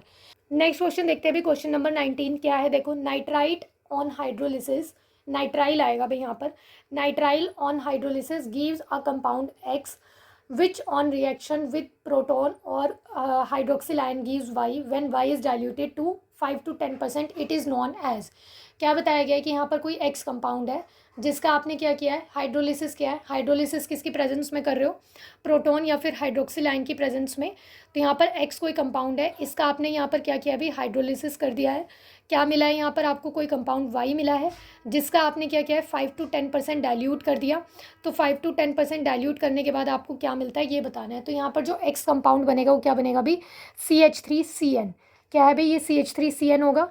इसका हाइड्रोलिसिस करने पर यहाँ पर जो आपको मिलता है वो क्या मिलता है, ये जो CN ग्रुप होता है ना, साइनाइड जो ग्रुप होता है, नाइट्राइल जो ये ग्रुप होता है, किस में चेंज हो जाता है अभी, एसिडिक ग्रुप में, तो ये बन जाता है CH3COH। एसिटिक एसिड बन गया है, क्या बन गया अभी, एसिटिक एसिड। और जब आप इसका 5 to 10% डाइल्यूशन कर देते हो तो वो क्या होता है भाई, विनेगर। क्या होता है वो, विनेगर होता है। ये पूछा भी जाता है ना कि विनेगर क्या होता है, तो विनेगर क्या होता है, जब आप एसिटिक एसिड का क्या करते हो, 5 to 10% डाइल्यूशन करते हो। तो इस क्वेश्चन का करेक्ट आंसर क्या आ जाएगा अभी, ऑप्शन नंबर 3। नेक्स्ट क्वेश्चन देखते हैं, क्वेश्चन नंबर 20 क्या है, देखो, which of the following is an electrophilic addition reaction. यहाँ पर देखो, ये ऑर्गेनिक केमिस्ट्री से आप क्वेश्चन बोल सकते हो, और ऐसे क्वेश्चन इस बार भी पूछे जा सकते हैं, क्योंकि वहाँ पर सिलेबस में ऐसे लिखा हुआ है कि ऑर्गेनिक कंपाउंड जो रिएक्शन शो करते हैं वो आपको बताना है। तो ऐसे क्वेश्चन देखो आ भी सकते हैं और नहीं भी आ सकते हैं। क्या है, देखो क्वेश्चन में इलेक्ट्रोफिलिक एडिशन बताना है। एडिशन का मतलब तो समझ ही गए होंगे कि कुछ क्या हो रहा है भाई, ऐड होगा, कुछ क्या होगा यहाँ पर, ऐड होगा। तो यहाँ पर क्या है, बेसिकली इलेक्ट्रोफिलिक एडिशन मतलब कि इलेक्ट्रोफाइल का एडिशन होगा to the double bond. Addition जो रिएक्शन होती है ना, वो क्या है भाई, डबल बॉन्ड और ट्रिपल बॉन्ड वाले कंपाउंड ही शो करते हैं। तो देखो फर्स्ट ऑप्शन क्या दिया है आपको, CH3CH डबल बॉन्ड CH2, ये क्या होती है, प्रोपीन। ये क्या होती है भाई, प्रोपीन। और इसकी रिएक्शन आपने की HBr के साथ, दैट इज़ हाइड्रोजन ब्रोमाइड। जब आप इसके साथ इसकी रिएक्शन करते हो तो यहाँ पर जो प्रोडक्ट मिलता है वो किसके अकॉर्डिंग मिलता है भाई, मार्कोनिक रूल के अकॉर्डिंग। किसके अकॉर्डिंग मिलता है, मार्कोनिक रूल के अकॉर्डिंग। तो मार्कोनिक रूल क्या कहता है अभी कि यहाँ पर देखो जो प्रोडक्ट बना है वो क्या बना है, CH3CH Br CH3। तो मार्कोनिक रूल के अकॉर्डिंग देखो HBr जो है, जो रिएजेंट है यहाँ पर वो क्या है, HBr, ये नेगेटिव पार्ट है, ये पॉजिटिव पार्ट है। तो मार्कोनिक रूल ये कहता है कि जब भी अनसिमेट्रिकल अल्कीन होती है आपके पास, तो जो नेगेटिव पार्ट होता है ना, नेगेटिव पार्ट होता है HBr का, यानी कि जो भी हेलो एसिड्स वहाँ पर प्रेजेंट होते हैं उसका नेगेटिव पार्ट किसके पास जाता है, goes to that carbon atom which has less number of hydrogen atom. तो देखो यहाँ पर ये है, एक तो डबल बॉन्ड वाला कार्बन और एक ये है, तो इसके पास तो देखो 2 हाइड्रोजन है, यहाँ पर कितना हाइड्रोजन है, 1। तो यानी कि जो ब्रोमीन है, नेगेटिव पार्ट किसके पास जाएगा, इस वाले कार्बन के पास जाएगा। और जो हाइड्रोजन है वो किसके पास जाएगा, जिसके पास ज़्यादा नंबर ऑफ हाइड्रोजन है।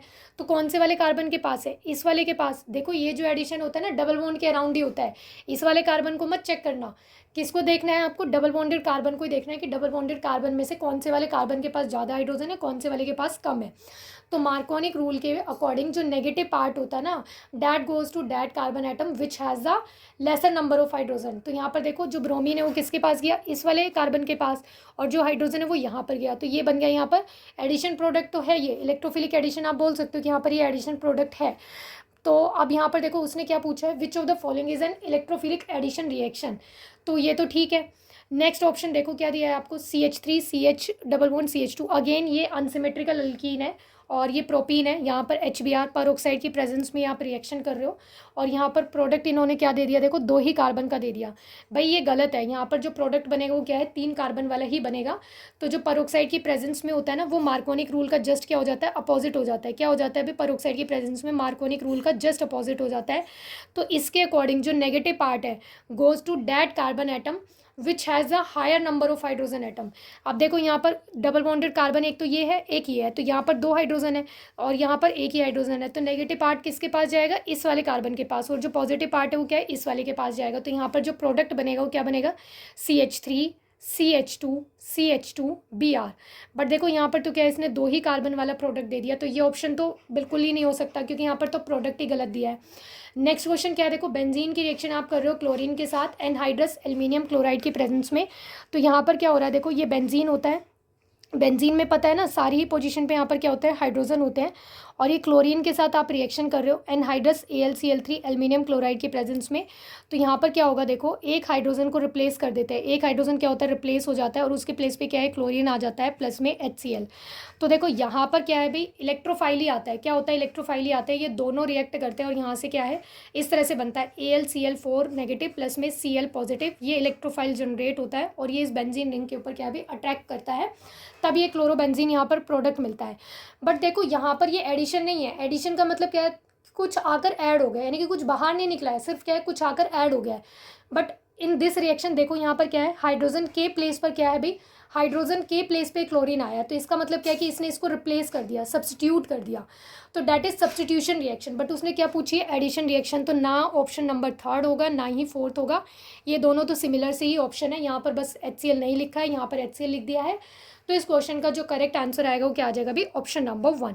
नेक्स्ट क्वेश्चन देखते हैं, क्वेश्चन नंबर 21 क्या है, देखो rust is a mixture of, rust क्या होता है, रस्ट कब बनता है अभी, after the corrosion of iron metal.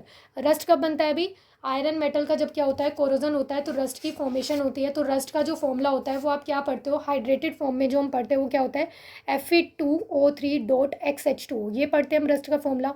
और क्या होता है इसका जो रस्ट का फॉर्मूला है वो हम क्या पढ़ सकते हैं अभी, वो हो सकता है यहाँ पर Fe2O3 यानी कि आयरन का ऑक्साइड प्लस में फेरिक हाइड्रोक्साइड, यानी कि ये कंबाइन करते हैं तब ये बनता है, रस्टिंग होती है। ठीक है, तो ये आप इस फॉर्म में भी याद रखोगे और इस फॉर्म में भी याद रखोगे, किसी भी उसमें पूछा जा सकता है। तो यहाँ पर देखो ये इस तरह का ऑप्शन कौन से ऑप्शन में गिवन है अभी, ऑप्शन नंबर 4 में। तो इस क्वेश्चन का करेक्ट आंसर क्या आ जाएगा, ऑप्शन नंबर 4। नेक्स्ट क्वेश्चन देखते हैं अभी, क्वेश्चन नंबर 22 क्या है, देखो x moles of ozone are required to oxidise 1 mole of lead sulphide, y moles of O2 are evolve in this reaction, the mass ratio of x and y. देखो यहाँ पर moles का ratio नहीं identify करना, किसका ratio identify करना है, मास का रेशो। तो किस किस की रिएक्शन हो रही है, देखो ओजोन और लेड सल्फाइड की, किसकी रिएक्शन हो रही है, ओजोन और लेड सल्फाइड की। तो ओजोन क्या होता है O3, लेड सल्फाइड के साथ जब आप रिएक्शन करते हो तो यहाँ पर क्या बनता है अभी, यहाँ पर बनता है प्रोडक्ट, एक तो ऑक्सीजन गैस इवॉल्व होगी, ये तो क्वेश्चन में बताया, और दूसरा क्या बनेगा यहाँ पर लेड सल्फेट बनेगा। क्या बनेगा अभी, लेड सल्फेट बनेगा। अब इस रिएक्शन को क्या है भी आपको बैलेंस करके देखना है। तो जब आप ये बैलेंस करके देखोगे तो यहाँ पर क्या है भाई, ये जो हिट एंड ट्रायल मेथड हम यूज़ करते हैं ना, लेफ्ट में और राइट में मल्टीप्लाई करके देखते हैं, नंबर ऑफ एटम्स को काउंट करके उसी के अकॉर्डिंग देखेंगे। तो ये आप बैलेंस करके खुद देखना। तो यहाँ पर जो मोल्स है वो कितने आएंगे, देखो 4 मोल्स यहाँ पर यूज़ होंगे और 4 मोल्स ही यहाँ पर आएंगे। तो ये क्या है, यहाँ पर एक्स की वैल्यू हो गई, क्योंकि उसने क्या बोला, एक्स मोल्स ऑफ ओजोन, और वाई मोल्स ऑफ क्या बोला है उसने, ऑक्सीजन के इवॉल्व। तो इन दोनों के मोल्स का क्या है, मतलब सॉरी मास का रेशो यहाँ पर क्या है आपको आइडेंटिफाई करना है। तो देखो एक्स रेशो में क्या है, वाई आइडेंटिफाई करना है आपको, मास लेना है, क्या लेना है, मास लेना है।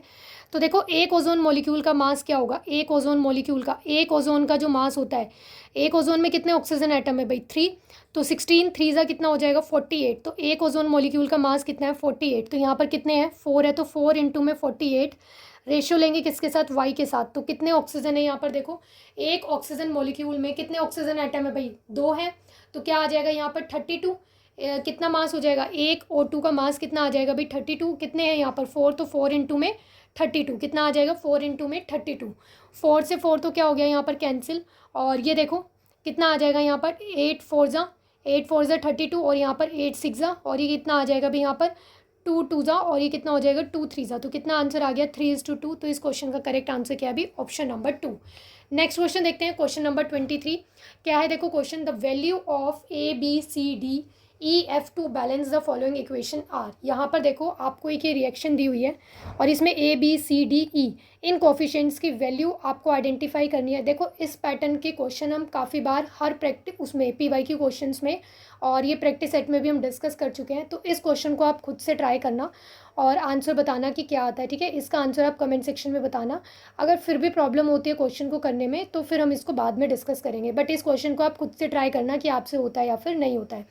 नेक्स्ट क्वेश्चन देखते हैं, क्वेश्चन नंबर 24 क्या है, देखो the correct increasing order of pH of isomolar solution of potassium oxide, potassium sulphide, potassium selenium का दिया हुआ है, और फिर ये क्या दिया हुआ है आपको, देखो K2TE दिया हुआ है, टेलीरियम। तो देखो ये वाले जब आप एलिमेंट्स देखोगे ना, ऑक्सीजन, सल्फर, सेलेनियम और टेलीरियम, ये कौन से ग्रुप से बिलोंग करते हैं अभी, ग्रुप 16 के एलिमेंट्स है। किससे है अभी, ये ग्रुप 16 से हैं, oxygen, sulphur, selenium and tellurium. Potassium तो सब में क्या है, कॉमन ही है। और यहाँ पर क्या पता करना है आपको, पीएच का सीक्वेंस लगाना है। क्या करना है, पीएच का सीक्वेंस लगाना है। आइसोमोलर सॉल्यूशन है, क्या है, आइसोमोलर सॉल्यूशन। आइसो का क्या मतलब होता है, सेम, मोलर का मतलब क्या है, मोलारिटी। इसका मतलब ये है कि ये क्या है भाई, सेम नंबर ऑफ क्या है भाई, यहाँ पर सॉल्यूशन बनाएंगे, इनकी जो कंसंट्रेशन है वो क्या आएगी भाई, सेम ही आएगी। यहाँ पर जो आयंस होंगे वो क्या होंगे भाई, सेम कंसंट्रेशन के होंगे। आइसोमोलर का मतलब यही तो होता है। आइसोमोलर का मतलब क्या होता है भाई, आइसो का मतलब सेम, मोलर का मतलब मोलारिटी। तो इसका मतलब क्या है कि यहाँ पर इक्वल कंसंट्रेशन होगी। अब देखो अगर इक्वल कंसंट्रेशन है तो फिर आप किस बेसिस पे इन ये जो आपको कंपाउंड्स गिवन है कैसे इनकी एसिडिटी का ऑर्डर लगाओगे, पीएच का ऑर्डर लगाओगे। तो यहाँ पर क्या है भाई, ये स्ट्रेंथ पे डिपेंड करेगा। आइसोमोलर का मतलब क्या है कि सेम कंसंट्रेशन, आइसोमोलर का मतलब क्या है कि यहाँ पर सेम कंसंट्रेशन। अगर सेम कंसंट्रेशन है तो फिर आप क्या आइडेंटिफाई करोगे, स्ट्रेंथ को। क्या आइडेंटिफाई करोगे भाई, स्ट्रेंथ को। स्ट्रेंथ के बेस पे इस क्वेश्चन को सॉल्व करेंगे। तो देखो पीएच क्या होता है, पीएच को आप कैसे रिलेट करते हो, पीएच का मतलब होता है नंबर ऑफ हाइड्रोजन आयन की कंसंट्रेशन। यानी कि देखो जिसके पास जितने ज़्यादा हाइड्रोजन आयन होंगे उसके लिए पीएच की वैल्यू क्या होती है, स्मॉल होती है। हाइड्रोजन आयन की कंसंट्रेशन ज़्यादा होने का मतलब क्या है कि पीएच की वैल्यू क्या आएगी, स्मॉल। क्योंकि देखो जो स्केल होता है वो क्या होता है, 0 to 14 होता है। क्या होता है, 0 to 14, 7 पे न्यूट्रल होता है। पीएच की वैल्यू अगर 0 है तो इसका मतलब क्या है, वो स्ट्रॉन्ग एसिड है। स्ट्रॉन्ग एसिड है तो इसका मतलब क्या है कि वहाँ पर क्या है भी, एच पॉजिटिव आयन की कंसंट्रेशन क्या होगी, सबसे ज़्यादा। तो आप ये बोल सकते हो ना कि जितने ज़्यादा प्रोटॉन्स होंगे, जितने ज़्यादा एच पॉजिटिव होंगे, पीएच की वैल्यू उतनी स्मॉल आएगी। अगर 6 आती है पीएच की वैल्यू तो वो वीक एसिड होता है ना। वीक एसिड का मतलब क्या है कि उसके पास इतने प्रोटॉन्स नहीं है। तो आप समझ गए ना ये वाला पॉइंट कि प्रोटॉन्स ज़्यादा होंगे तो पीएच की वैल्यू क्या आएगी, स्मॉल आएगी। मोर हाइड्रोजन आयन की कंसंट्रेशन लेस पीएच वैल्यू, मोर। आप इसको देखो हाइड्रोक्सिल आयन से भी कोरिलेट कर सकते हो। अब यहाँ पर अगर हाइड्रोजन आयन की कंसंट्रेशन ज़्यादा है, अगर यहाँ पर एच पॉजिटिव आयन की कंसंट्रेशन ज़्यादा है तो ऑब्वियस सी बात है OH नेगेटिव आयन की कंसंट्रेशन क्या होगी, कम होगी। OH नेगेटिव आयन की कंसंट्रेशन क्या होगी, कम होगी। तो आप ये भी बोल सकते हो कि जितनी कम हाइड्रोक्सिल आयन की कंसंट्रेशन होगी, पीएच की वैल्यू भी क्या है भाई, उतनी स्मॉल होगी। पीएच की वैल्यू स्मॉल कब आएगी, जब हाइड्रोक्सिल आयन की कंसंट्रेशन क्या होगी, स्मॉल होगी। और पीएच की वैल्यू स्मॉल कब आएगी, जब हाइड्रोजन आयन की कंसंट्रेशन क्या है, ज़्यादा आएगी। ठीक है, आई होप आपको ये वाला पॉइंट अच्छे से समझ में आ गया होगा। अब देखो यहाँ पर ये आइसोमोलर सॉल्यूशन है तो कंसंट्रेशन से तो हम ये क्वेश्चन सॉल्व कर नहीं सकते, तो यहाँ पर स्ट्रेंथ पे डिपेंड करेगा ये क्वेश्चन। कैसे करेंगे, देखो इन सब का एक्वस सॉल्यूशन बना लो। K2O पोटाशियम ऑक्साइड का जब आप एक्वस सॉल्यूशन प्रिपेयर करोगे तो यहाँ पर ये क्या बन जाएगा, KOH प्लस में यहाँ पर क्या है, ये H2O बनाएगा। ऐसे ही यहाँ पर क्या है भाई, नेक्स्ट ये है K2S है, तो यहाँ पर इसका जब आप एक्वस सॉल्यूशन प्रिपेयर करोगे तो KOH बनेगा और यहाँ पर क्या है, H2S हाइड्रोजन सल्फाइड आ जाएगा। फिर K2SC के केस में यहाँ पर क्या बनेगा, KOH प्लस में क्या है भी, यहाँ पर H2SC आ जाएगा। और K2 टेलेरियम के केस में यहाँ पर क्या है भी, KOH प्लस में क्या है भाई, यहाँ पर H2 टेलेरियम आ जाएगा। ठीक है, अब देखो KOH तो सब में ही कॉमन है, यानी कि ये आपको चेक करना पड़ेगा। अब देखो पीएच किससे रिलेट होता है, एसिडिक स्ट्रेंथ से। एसिडिक स्ट्रेंथ आप कैसे देखते हो, हाइड्रोजन आयन की कंसंट्रेशन से। अब देखो जो जितना इजीली एच पॉजिटिव आयन देगा, अब ये देखो इन सब के पास क्या है, इन सब के पास क्या है, हाइड्रोजन है ना, जो जितना इजीली प्रोटॉन को देगा वो उतना अच्छा एसिड होगा। भाई अगर किसी ने लूजली क्या कर रखा है, प्रोटॉन को बाउंड कर रखा है, लूजली हेल्ड कर रखा है, मतलब लूजली हेल्ड का मतलब क्या है कि वो इजीली प्रोटॉन को दे देगा। इजीली प्रोटॉन को देने का मतलब क्या है कि वो क्या है, अच्छा एसिड होगा। इसका मतलब क्या होगा भाई, वो अच्छा एसिड होगा। अब देखो इसका मतलब क्या है, ये जो यहाँ पर प्रोडक्ट बने ना, H2O वाटर बना है, हाइड्रोजन सल्फाइड बना है, हाइड्रोजन सेलेनाइड बना है, टेलराइड बना है, ये जो प्रोडक्ट यहाँ पर बने हैं इनकी क्या देखनी है आपको, स्ट्रेंथ देखनी है कि कौन इजीली प्रोटॉन को डोनेट कर देगा, कौन इजीली प्रोटॉन को दे देगा। तो यहाँ पर देखो अब ये हम कैसे चेक करेंगे। अब देखो इन सब के केसेस में जो हाइड्रोजन है अगेन वो कॉमन है। क्या चेंज हो रहा है, ये ग्रुप 16 के एलिमेंट। अब जब आप डाउन द ग्रुप आते हो तो साइज़ क्या होता है एलिमेंट्स का, इंक्रीज़ होता है। साइज़ क्या होता है, इंक्रीज़ होता है।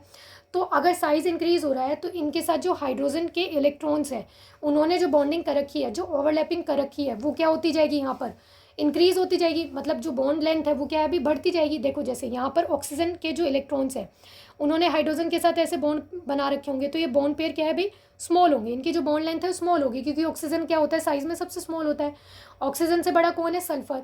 तो यहाँ पर ये जो बॉन्ड लेंथ है इंक्रीज़ हो जाएगी। यहाँ पर सेलेनियम का साइज़ और बड़ा होगा तो ये बॉन्ड लेंथ और इंक्रीज़ हो जाएगी। टेलेरियम का साइज़ सबसे बड़ा होगा तो ये बॉन्ड लेंथ और इंक्रीज़ हो जाएगी। अब जितनी बड़ी ये बॉन्ड लेंथ होगी मतलब उतना इजीली यहाँ से क्या है, प्रोटॉन को यानी कि बॉन्ड को ब्रेक करके क्या है, प्रोटॉन को रिमूव कर सकते हो। जितना इजीली प्रोटॉन रिमूव होगा वो उतना ही अच्छा क्या होगा, एसिड होगा। तो अब देखो यहाँ पर सबसे इजीली किस में से आप प्रोटॉन को रिमूव कर सकते हो, जिसका साइज सबसे बड़ा है। तो साइज किसका बड़ा है अभी, देखो टेलेरियम का साइज किसका बड़ा है अभी, यहाँ पर टेलेरियम का बड़ा है। तो यानी कि यहाँ पर सबसे अच्छा एसिड जो बनेगा वो क्या बनेगा, टेलेरियम बनेगा। तो सबसे अच्छा एसिड कौन बनेगा भी, यहाँ पर टेलेरियम बनेगा।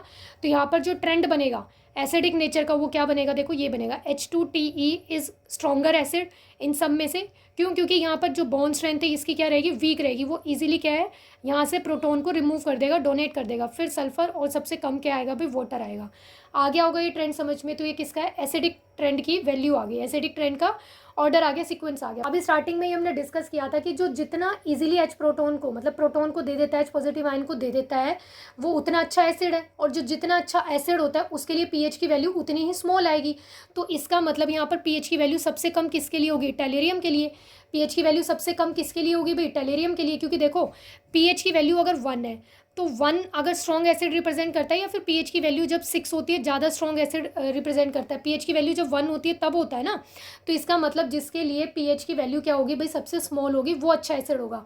तो यहाँ पर सबसे अच्छा एसिड कौन आया, टेलेरियम आया। तो टेलेरियम के लिए जो पीएच की वैल्यू होगी वो सबसे स्मॉल आएगी। क्या आएगी, सबसे स्मॉल। तो यानी कि टेलेरियम के लिए देखो क्या दिया है आपको, pH 4। तो यहाँ पर pH 4 सबसे कम होगा। फिर इससे ज़्यादा क्या आएगा, यहाँ पर देखो सेलेनियम के लिए क्या दिया है, pH 3। तो यहाँ पर आ जाएगा pH 3। फिर सल्फ़र आएगा, सल्फ़र के लिए क्या है, pH 2। और फिर क्या आएगा यहाँ पर, pH 1 आएगा। ये वाला रिलेशन आपको याद रखना है। जितना ईजिली कोई प्रोटॉन को डोनेट करेगा, प्रोटॉन को देगा, यानी कि जितने ज़्यादा प्रोटॉन्स होंगे उसके लिए pH की वैल्यू उतनी ही स्मॉल आएगी। और इस पॉइंट को भी आप याद रख सकते हो कि pH की वैल्यू क्या होती है, जब 1 होती है तो स्ट्रॉन्गर एसिड होता है, pH की वैल्यू जब 6 होती है तो वो वीक एसिड होता है। स्ट्रॉन्गर एसिड तो तभी होगा ना जब वो ज़्यादा प्रोटॉन को रिलीज़ करेगा। तो इसीलिए यहाँ पर ज़्यादा इजीली प्रोटॉन को रिलीज़ कौन कर रहा है, टेलेरियम। तो इसके लिए जो pH की वैल्यू है सबसे स्मॉल होगी। तो अब देखो ये कौन से ऑप्शन में आपको दिया हुआ है अभी, कौन से ऑप्शन में दिया हुआ है, देखो pH 4 की वैल्यू सबसे कम जो है वो आपको दी हुई है ऑप्शन नंबर 4 में। तो इस क्वेश्चन का जो करेक्ट आंसर आएगा क्या आ जाएगा अभी, ऑप्शन नंबर 4 आ जाएगा। नेक्स्ट क्वेश्चन देखते हैं, क्वेश्चन नंबर 25 क्या है, देखो the fossil fuel that is use to manufacture carbon black is. यहाँ पर आपको ये बताना है कि कार्बन ब्लैक को प्रिपेयर करने के लिए, बनाने के लिए कौन से फॉसिल फ्यूल का हम यूज़ करते हैं। क्या क्या ऑप्शन है, देखो कॉयल गैस है, नेचुरल गैस है, प्रोड्यूसर गैस है, सिंथेसिस गैस है। तो देखो कार्बन ब्लैक जो होता है ना वो नेचुरल गैस से बनता है। कैसे बनता है अभी, नेचुरल गैस से बनता है। तो यहाँ पर जो अभी नेचुरल गैस होती है वो क्या होती है, हाइड्रोकार्बन का मिक्सचर होता है। लिमिटेड अमाउंट में आप ऑक्सीजन को सप्लाई करते हो तो क्या होता है, कार्बन ब्लैक फॉर्म हो जाता है। जो ब्लैक पिगमेंट होते हैं, जो ब्लैक इंक होती है ना, उसमें भी कार्बन ब्लैक ही प्रेजेंट होता है। तो आपको याद रखना है कि नेचुरल गैस से क्या होता है अभी, कार्बन ब्लैक प्रिपेयर होता है, मैन्युफैक्चर होता है। तो इस क्वेश्चन का राइट आंसर तो क्या आ गया, ऑप्शन नंबर 2। अभी कॉयल गैस क्या होती है, तो कॉयल गैस क्या होती है, मिथेन प्लस में क्या होता है, कार्बन मोनोऑक्साइड प्लस में हाइड्रोजन, इसके मिक्सचर को हम क्या बोलते हैं, कॉयल गैस बोलते हैं। प्रोड्यूसर गैस क्या होती है, कार्बन मोनोऑक्साइड प्लस में नाइट्रोजन के मिक्सचर को हम प्रोड्यूसर गैस बोलते हैं। सिंथेसिस गैस क्या होती है, कार्बन मोनोऑक्साइड प्लस हाइड्रोजन के मिक्सचर को हम क्या बोलते हैं भाई, सिंथेसिस गैस बोलते हैं। तो ये सारे मिक्सचर भी आपको याद रखना है, ये भी इन फ्यूचर पूछा जा सकता है। नेक्स्ट क्वेश्चन देखते हैं, क्वेश्चन नंबर 26 क्या है, देखो the composition of power alcohol is. यहाँ पर पावर अल्कोहल की कंपोजिशन पूछी है। तो पावर अल्कोहल जो होता है ना वो देखो मिक्सचर होता है किसका, पेट्रोल प्लस इथेनॉल का। किसका, पेट्रोल प्लस इथेनॉल का। अब यहाँ पर सारे ही ऑप्शन आपको पेट्रोल और इथेनॉल की टर्म्स में ही दिए। इथेनॉल क्या होता है भी, अल्कोहल होता है C2H5OH, दैट इज इथेनॉल। ठीक है, अब यहाँ पर मिक्सचर का आपको रेशो सही आइडेंटिफाई करना है भाई। दोनों अगर यहाँ पर जो मिक्सचर होता है जिसका कंपोजिशन सही दी हुई है तो यहाँ पर आपको क्या है, रेशो ही आइडेंटिफाई करना है। तो क्या होता है अभी पावर अल्कोहल में 80% पेट्रोल होता है और 20% इथेनॉल होता है। तो इस क्वेश्चन का करेक्ट आंसर क्या आ जाएगा, ऑप्शन नंबर 3। और जो पावर अल्कोहल होता है ये एक एक्सीलेंट फ्यूल होता है। ये क्या है भी, पावर को जनरेट करने के लिए यूज़ किया जाता है और इसका जो ऑक्टेन नंबर होता है वो बहुत ही हाई होता है, इसलिए एक अच्छा फ्यूल होता है ये। नेक्स्ट देखते हैं, the mechanism of cleaning action of soap is similar to that of. यहाँ पर आपको देखो आइडेंटिफाई करना है, नीचे 4 ऑप्शन दिए हुए हैं कि इनमें चारों ऑप्शन में से जो सोप का क्लीनिंग एक्शन का मैकेनिज्म होता है, जो हम मिसल फॉर्मेशन वगैरह पढ़ते हैं ना सोप और डिटर्जेंट के मैकेनिज्म में, वो किससे मिलता जुलता है। तो देखो ऑप्शन क्या है, फर्स्ट ऑप्शन है liquid dish washing detergents, second है हेयर कंडीशनर, थर्ड है टूथपेस्ट, फोर्थ ऑप्शन है शेविंग सोप्स। तो देखो जो सोप का मैकेनिज्म होता है क्लीनिंग एक्शन का वो किससे मिलता जुलता होता है भाई, किससे मिलता है, फर्स्ट ऑप्शन है लिक्विड डिश वॉशिंग जो डिटर्जेंट्स होते हैं इनसे क्लीनिंग एक्शन इनका मिलता है। जो हम मिसल फॉर्मेशन वगैरह पढ़ते हैं ना, आपने क्या पढ़ा है कि जो सोप्स होती हैं उसमें 2 पार्ट होते हैं, उसका एक हाइड्रोफोबिक पार्ट होता है, एक हाइड्रोफिलिक पार्ट होता है, टेल और हेड वाला पार्ट होता है और मिसल फॉर्मेशन होती है। तो सेम वैसा ही यहाँ पर जो क्लीनिंग एक्शन होता है किसके लिए होता है भी, डिश वॉशिंग डिटर्जेंट्स के लिए होता है। तो इसलिए यहाँ पर इस क्वेश्चन का राइट आंसर क्या है भी, ऑप्शन नंबर 1। नेक्स्ट क्वेश्चन देखते हैं, क्वेश्चन नंबर 28 क्या है, देखो question, nowadays dichlorine is substituted in the bleaching of paper with.